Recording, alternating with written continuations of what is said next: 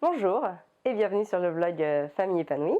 Je suis Amélie et je vais vous parler aujourd'hui de l'obéissance des enfants, notamment l'obéissance des enfants de moins de 3 ans.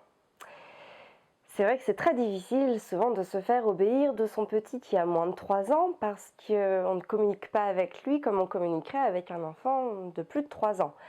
Donc on est obligé de s'adapter à son langage, ses gestes, son comportement, afin de lui faire comprendre au mieux là où on veut l'amener. Alors pour ça, je vais découper cette vidéo en 3 phases. La première, ce sont les erreurs que l'on commet régulièrement avec ses enfants. La deuxième, c'est les solutions à apporter pour se faire obéir rapidement et facilement de son enfant. Et enfin, la troisième, c'est évidemment ce qu'il faut éviter au maximum. Alors, donc pour commencer, les erreurs que l'on commet généralement avec son enfant. Prenons un exemple. Votre enfant monte sur le canapé.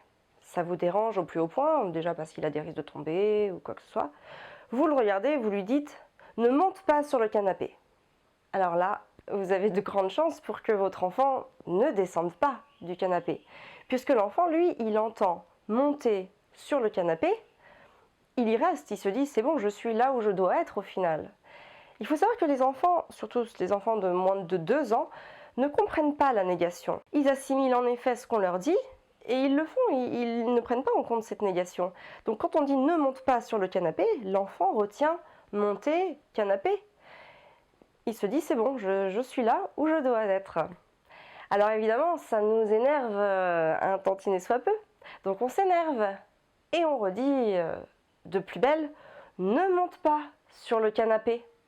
Mais l'enfant, lui, il est toujours sur le canapé et au bout de 2-3 fois, on est tellement énervé qu'on en vient à prendre l'enfant ou à lui crier dessus et même des fois le punir.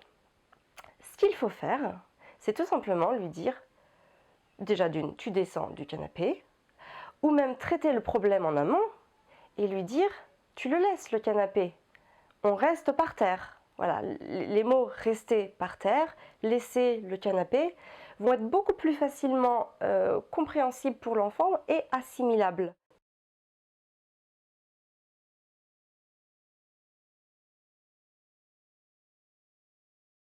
C'est pour ça qu'il faut avoir un ton ferme, mais c'est pas la peine de crier, loin de là, en plus ça fatigue tout le monde.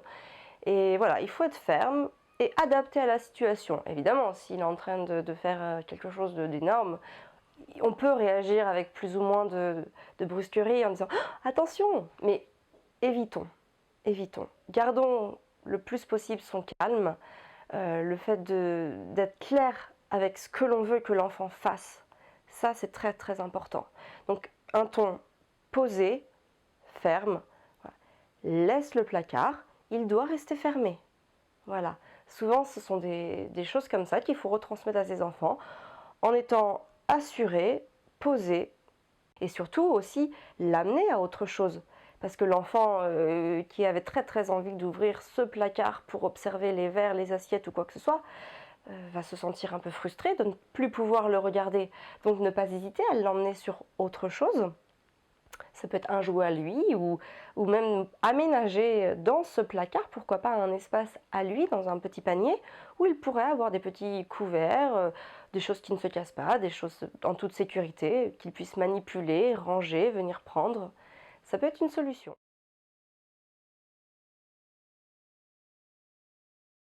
Enfin, les instructions données. Être très vigilant. Parce que souvent on a tendance entre adultes à se dire tiens bah tu passeras l'aspirateur, ensuite la serpillière et puis ensuite on mangera. Oui, c'est vrai que nous en tant qu'adultes, on peut comprendre et assimiler cet ordre, les retenir et les faire. Un enfant de 3 ans, il n'a pas cette capacité-là, enfin de 3 ans et de moins de 3 ans. Un enfant de 3 ans, ou moins, il va retenir une action. Donc par exemple, déjà, si vous lui dites va ranger ta chambre, va te laver les mains et ensuite on pourra passer à table.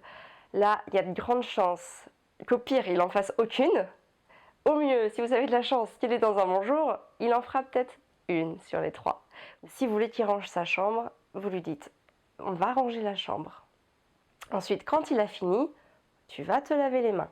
Et enfin, viens, on va manger. Maintenant, on va voir les solutions à mettre en place pour se faire obéir facilement. Donc déjà, il faut être simple et clair. C'est-à-dire dire des choses qui soient facilement compréhensibles par un enfant. Il faut se mettre à leur place. Ils ont un petit cerveau qui n'est pas encore tout à fait mûr, ils sont en pleine phase de découverte, ils ont des stimuli de partout parce qu'ils voient énormément de choses, qu'ils entendent énormément de choses. Donc forcément, il faut les laisser un petit peu digérer l'information. Donc, vous voulez que votre enfant mette son manteau par exemple pour aller se promener. Vous lui dites, on va se promener, on met le manteau. Si ça vous paraît trop long, eh bien vous lui dites, Arthur, manteau, on va se promener. Voilà, et surtout, vous pouvez accompagner le geste à la parole. Par exemple, nous, on utilise le langage des signes avec Arthur. On pourrait très bien lui dire, Arthur, manteau, on va se promener. Et en fait, il faut savoir que jusqu'à 2 ans, les enfants ont une intelligence sensorimotrice. C'est-à-dire qu'en fait, ils perçoivent beaucoup mieux les sensations physiques et les mouvements que vraiment ce qu'on va pouvoir leur dire. Donc si vous lui faites le geste en accompagnant la parole, il y a de grandes chances que l'enfant, lui, se le remémore et l'assimile beaucoup mieux, et donc va le faire beaucoup mieux. C'est très important.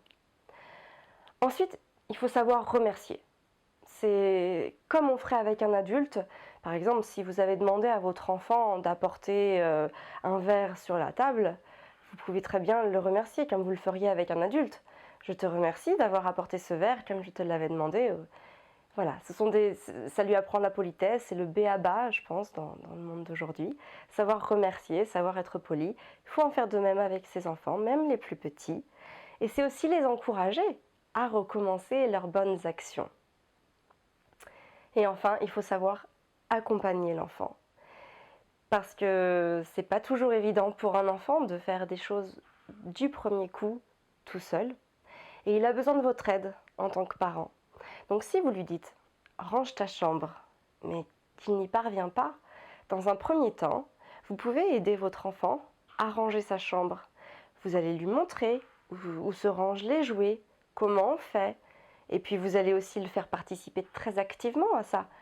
Vous allez lui donner un jouet, lui dire « ça se range là » ou « ça se range là ». Et en le faisant avec vous, il va apprendre à le faire. C'est vrai que ça prend un petit peu de temps au début. Il faut faire avec l'enfant. Mais c'est très important pour que votre enfant comprenne la valeur de cette chose que vous lui demandez. Le fait que vous preniez ce temps avec lui, c'est d'autant plus important pour lui. Et enfin, les choses à éviter, parce qu'il y en a toujours. Tout d'abord, il ne faut pas céder à la résistance de ses enfants. Je m'explique. En fait, si vous avez demandé à votre enfant positivement et de manière calme et ferme de faire quelque chose, et que malgré tout, il ne le fasse pas, et ce, au bout de 2-3 fois, ne cédez pas, c'est-à-dire ne le faites pas à sa place en accusant le coup. Non. Il faut mieux arrêter de faire ce qu'on fait, prendre le temps de le faire avec l'enfant, avec lui, de l'impliquer dans ce que vous voulez qu'il fasse. C'est très important. Si vous cédez, il va le comprendre et en grandissant, il se dira « Oh, de toute façon, elle va le faire à ma place, enfin, il ou elle va le faire à ma place si je ne le fais pas. » C'est sûrement pas ce que vous voulez, c'est sûrement ce que personne ne veut. Donc voilà, c'est vrai que ça peut prendre un peu plus de temps. Je m'attache à ce mot parce que c'est vrai que des fois ça peut être usant, mais c'est important de le faire. C'est important de prendre le temps de le faire pour vous, pour vos enfants, vraiment. Et la deuxième chose à ne pas faire, c'est de punir son enfant, évidemment. Si votre enfant ne fait pas ce que vous lui avez demandé de faire, ou qu'il le fait mal, surtout, il ne faut pas le punir, ça ne servirait à rien. Il vaut mieux lui réexpliquer, le réaccompagner. Parce que votre enfant, notamment en dessous de 3 ans, ne va pas faire les choses pour vous embêter.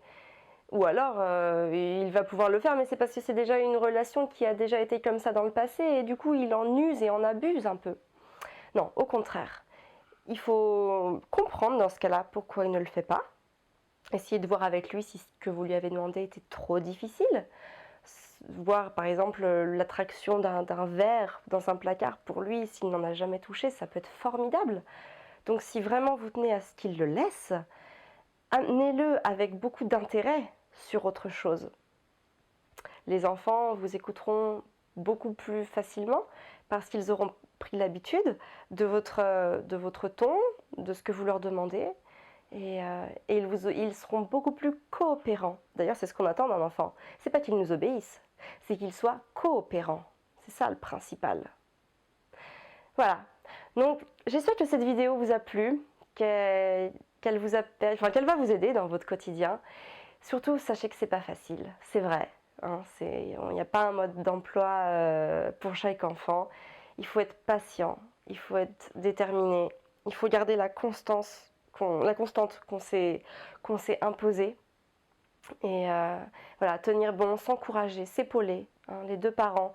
Il faut vraiment être là l'un avec l'autre, l'un pour l'autre. Parce que c'est pas évident, c'est vrai, il faut dire ce qui est. Et voilà, il faut rester motivé. Et il faut aussi suivre ses instincts maternels, évidemment, ou paternels. Et voilà, faire le mieux. Il n'y a pas de parents parfaits. Hein, beaucoup le disent, c'est vrai, il n'y a pas de parents parfaits. Malgré tout ce qu'on sait, tout ce qu'on fait, il y a toujours des choses qu'on fait plus ou moins bien. Mais c'est pas grave, on apprend aussi à être parent. Hein, et pas avec un enfant, même au deuxième, on apprend, au troisième, on apprend encore. On apprend toujours. Ce qu'il faut, c'est voilà, savoir accepter ses erreurs si on en fait, se remettre en cause, et voilà, et surtout être là pour ses enfants. Voilà, merci de m'avoir écouté et n'hésitez pas à réagir à cette vidéo sur le blog en envoyant vos commentaires. À très bientôt!